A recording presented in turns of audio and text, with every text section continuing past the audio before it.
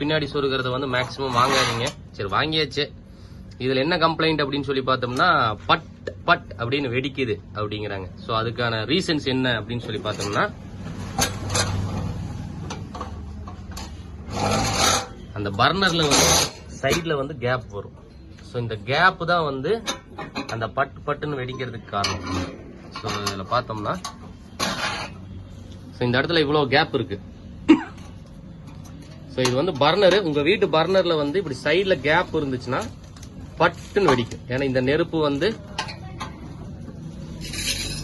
பார்த்தோம்னா இந்த இடமெல்லாம் பார்த்தோம்னா நல்லா கறி பிடிச்சிருக்கும். ஏங்க கறி பிடிக்குது அப்படின்னம்னா இப்படி கேப் இருந்தா ஏன்டா கறி பிடிக்காது அப்படிங்கிற மாதிரி தான். ஸோ இந்த மாதிரி இருந்துச்சுன்னா டோட்டல் செட்டையவே மாத்திருங்க.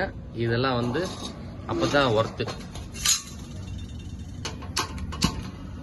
இந்த அளவுக்கு வந்து வெளியே வந்து நெருப்பு வந்துச்சுன்னா வருஷக்கணக்கா இப்படியே எரிச்சிட்டு இருக்கிறாங்க. இதெல்லாம்